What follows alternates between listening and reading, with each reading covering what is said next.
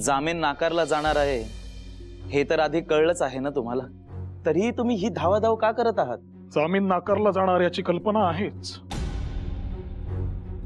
परंतु परांजपे, खरी बोच या गोष्टीची आहे की ज्याच्या शब्दांमध्ये अन्यायाचा प्रतिकार करण्याचे सामर्थ्यच नाही, त्या राष्ट्राच्या पुढाऱ्याला ही गोष्ट आधी कळून फायदा काय? त्यामुळे प्रयत्न करत राहणे हेच आपले काम. चला पुढे चला, गप्पा मारत बसू नका.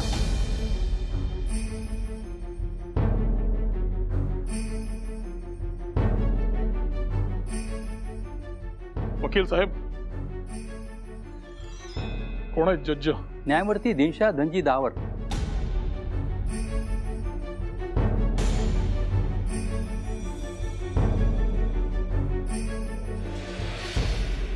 अहो बळवंतराव, हे तेच जज आहेत ना ज्यांनी 1897 मध्ये फिरोजशाह मेथांबरोबर तुमचा राजद्रोहाचा खटला लढवला होता?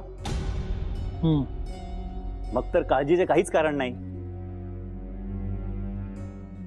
बळवंतराव, एवढं आशादायी चित्र असताना तुम्ही एवढे निराश का? काळजीचे कारण आहे केळकर. आपल्या आशिलाकडून फी घेऊन त्याच्या विजयाचे प्रयत्न करणे वेगळे आणि सरकारच्या बाजूचा विचार करून जज म्हणून निर्णय देणे वेगळे. या दोन अतिशय भिन्न गोष्टी आहेत आणि तो फरक जर आपल्याला समजला नाही तर आपल्या वाट्याला अपेक्षा भंगाचे दुःख येणार, दुसरे काही नाही. नाही, मला नाही वाटत. आपण आशावादी राहायला हवं. न्यायमूर्ती दावर हे नक्कीच वेगळा विचार करतील.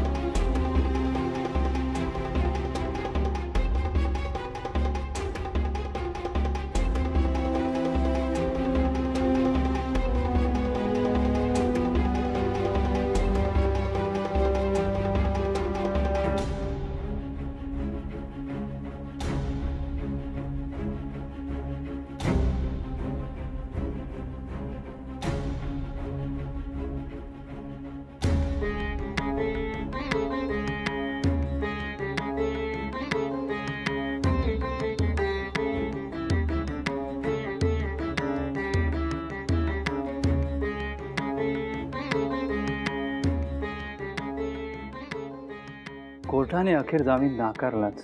राजद्रोहाचा आरोप केलाय आणि बाकीही काही कलमा लावली आहेत.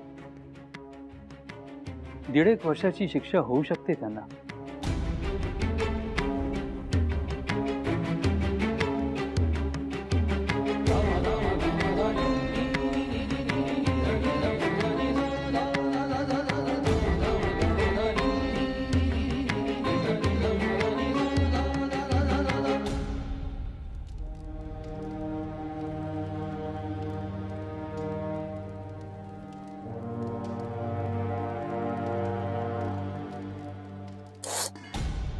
अगाई, लक्ष कुठे तुझं? सगळं दूध उतू गेलं असतं ना. काय रे, भाजलं की काय? दाह होतोय का खूप? एवढ्याने दुखायला खुपायला मी काय आता लहान आहे का? तुझं लक्ष कुठे हरवलेलं?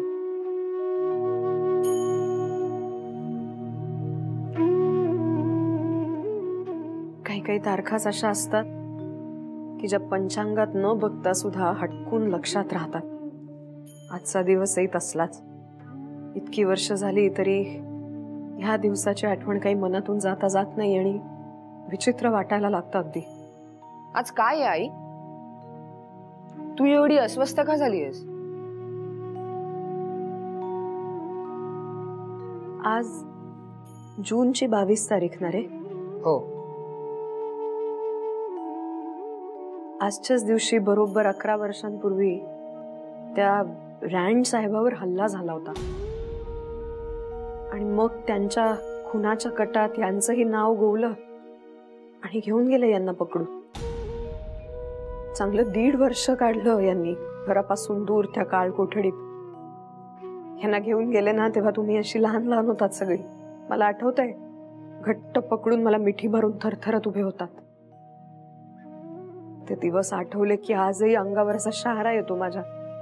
पण मेल्या त्या आठवणी काही मनातून जाता जात नाहीत. अगं आई, किती वर्ष झाली आता याला? सारखा सारखा विचार करून कशाला स्वतःला त्रास करून घेतेस? अरे विचारच ते करू नकोत म्हटल्यावर यायचे थांबतात का?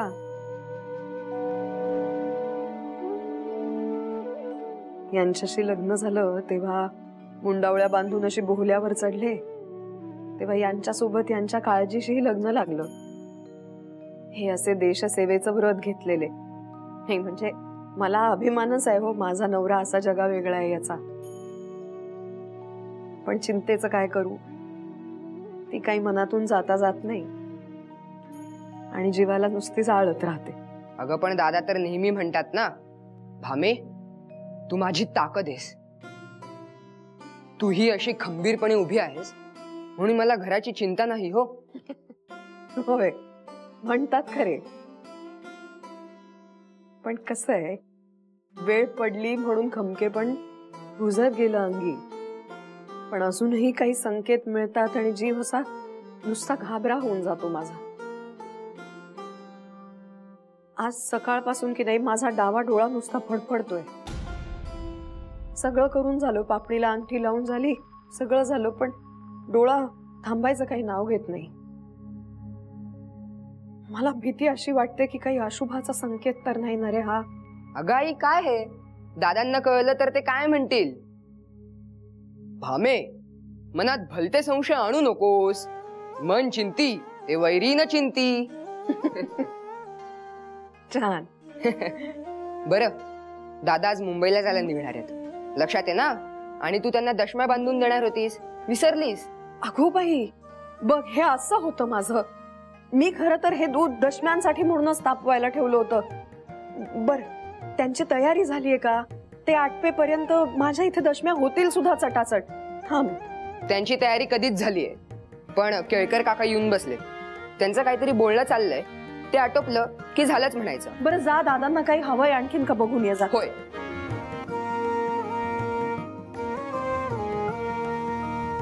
सरकारी नाही, खासगी कामासाठीच मुंबईत चाललोय. आता हे कागदाचे आणि इतर सामग्रीचे दीनानाथ सांभाळून घेतोच, त्यामुळे त्या बाबतीत निश्चिंती आहे. तुम्ही मजकुराकडे तेवढे लक्ष द्या. आज आले. अहो, हा नवीन प्रेस ऍक्ट आल्यापासून ताकही फुंकून प्यावे अशी संपूर्ण परिस्थिती निर्माण झाली आहे. फट म्हणता ब्रह्महत्या घडायची आणि नसते काही मागे लागायचे. मग काय म्हणतो नवीन प्रेस ऍक्ट? तर प्रांतिक किंवा त्यांनी दिलेल्या अधिकारांना अनुसरून जे अर्ज मॅजिस्ट्रेटकडे जातील ते गेल्यानंतर खून किंवा 1908चा एक्सप्लोजिव्ह ऍक्ट या खालचे गुन्हे किंवा कोणतेही साहसी कृत्य करण्यास एखाद्या प्रांतिक पत्राने उत्तेजन दिले असेल असे मॅजिस्ट्रेटास वाटले तर त्या पत्राचा छापखाना किंवा त्यांच्या सगळ्या प्रती दंड म्हणून सरकार जमा केल्या जातील असा तात्पुरता हुकूम करावा. त्या पत्राशी संबंध असलेल्या सर्व लोकांना आपल्या समोर हजर करून त्यांच्यावर तात्पुरता दाखल केलेला गुन्हा कायम का करू नये असा जबाब त्यांना विचारावा. हा हुकूम ते पत्र छापणाऱ्याच्या किंवा प्रसिद्ध करणाऱ्याच्या मुख्य इमारती बाहेर ढकवला जावा. एवढ्याने त्या पत्राशी संबंध असलेल्या लोकांस ही योग्य नोटीस झाली असे मानण्यात यावे. विशेष प्रसंगी किंवा विलंब लावल्याने मूळ अर्जाचा हेतूच निष्फळ होण्याचा संभव लक्षात घेऊन पत्राचा छापखाना व इतर साहित्य जप्त करण्याचा हुकूम करावा. पूर्ण कायदा असा आहे. आणि हा नवीन प्रेस ऍक्ट इतका कडक आहे की त्याचा उद्देश फक्त आणि फक्त आपला छळ करणं एवढाच आहे हे न कळणे इतके आपण दूधखोळे नाही. पत्रकारांनी असे धास्तावून कसे चालेल? केळकर, सरकार त्यांच्या सोयीचे कायदे करीतच राहणार, परंतु आपले काम काय? त्यांनी केलेले कायदे व्यवस्थित वाचणे आणि चतुराईने त्यातल्या फटी शोधून आपली पळवाट काढणे. आणि त्यातूनही झालेच काही जहाल तर त्याला सामोरे जाण्याची तयारी ठेवणे.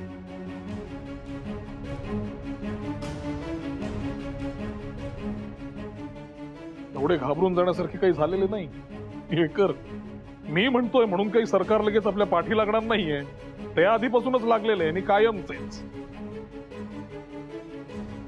सांगण्याचा मुद्दा असा की नवीन प्रेस ऍक्ट आहे खरा हात बांधणारा, पण आपण त्याला निर्भीडपणे सामोरे जायला हवे. घाबरायचे कारण नाही.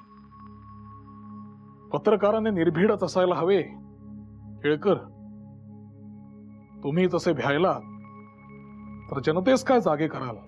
अहो, तुमच्यासारखं मला नाही राहता येत. उद्या अनावधानाने काही छापलं गेलं आणि संपूर्ण मालमत्तेवर जप्ती आली तर आपण काय करायचं? नजर चुकीने झालं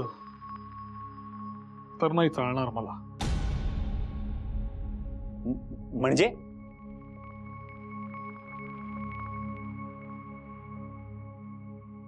मात्र जाणीवपूर्वक काही छापलं तर मात्र केसरी त्याची जबाबदारी 100% घेणार.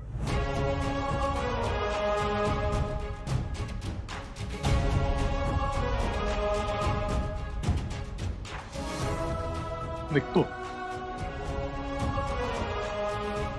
अहो बळवंतराव थांबा. बळवंतराव, परांजपेंची अटक नाहीच टाळता आली ना? केळकर म्हणाले तेच योग्य होतं. हा मलाच थेट इशारा होता. आणि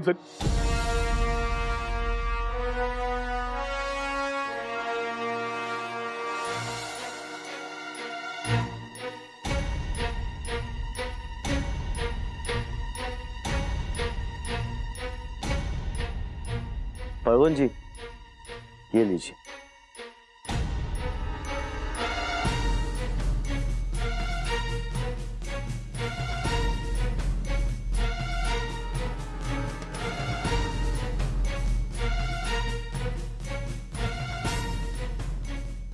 चीफ मॅजिस्ट्रेट ॲस्टन यांच्या सहीचा वॉरंट आहे.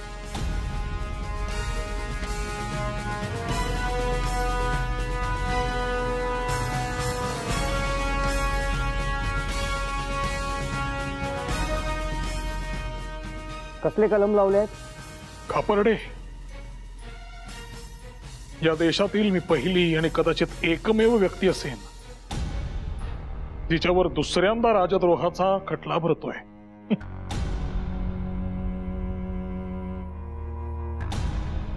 असो, जे आहे ते आहे.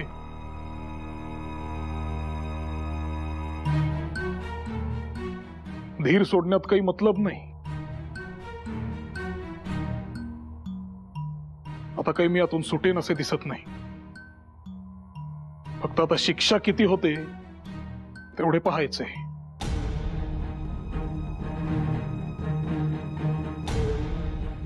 आज वॉरंट निघेल याची कल्पना होतीच, बातमीच आली होती. वॉरंट जरा वेळेत बजावले असते तर जामिनासाठी खटपट करायला वेळ मिळाला असता. खरं तर यात आमचा काहीच दोष नाही. आमच्या हाती वॉरंट आलं, लगेचच आम्ही इथे आलो. अजिबात वेळ दवडला नाही आम्ही. नाही नाही नाही, तुम्ही अपराधी वाटून घेण्याचे काहीच कारण नाही. तुमची काही चूक नाही. तुम्ही तुमचे काम करत आहात आणि तुम्ही काही हे मुद्दाम करताय असं मला मुळीच वाटत नाही. मात्र या आदेशामागचा जो करता करविता आहे त्याला अवश्य सांगा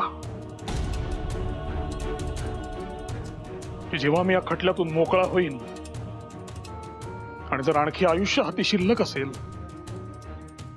तर मी हा राजद्रोह पुन्हा करेन.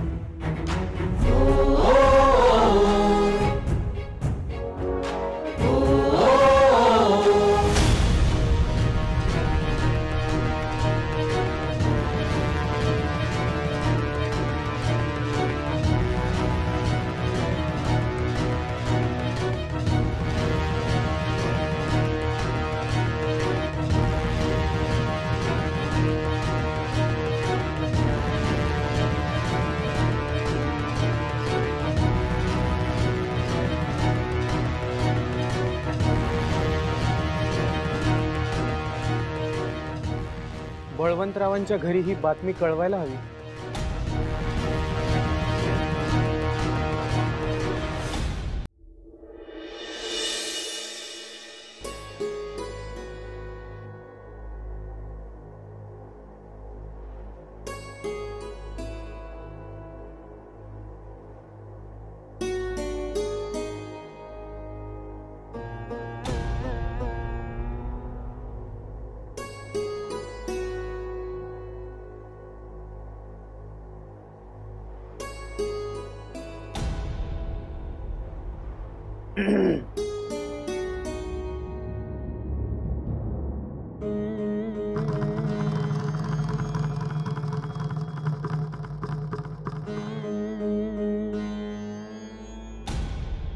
भाऊजी रामचंद्र नाईक घरात?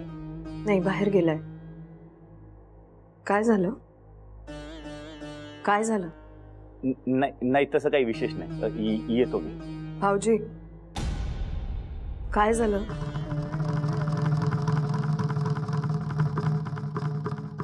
बोला.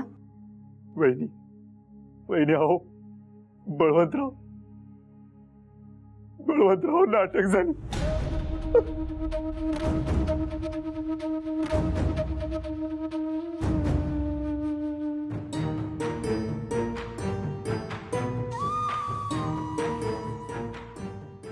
रडायला काय झालं मग? रडणं थांबवा. रडणं थांबवा. कुठल्या चोरी दरोड्यासाठी अटक नाही झाली त्यांना. लोकांच्या कल्याणासाठी, देशाच्या कार्यासाठी अटक झाली.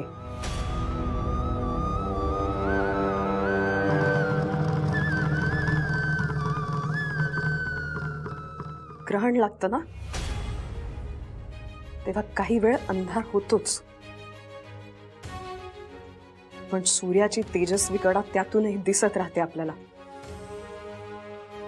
आज यांच्या पाठीशी उभ्या हिंदुस्थानातली जनता उभी आहे. लोकमान्य आहेत ते,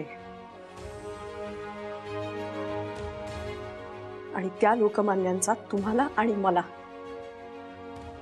अभिमानच वाटायला हवा.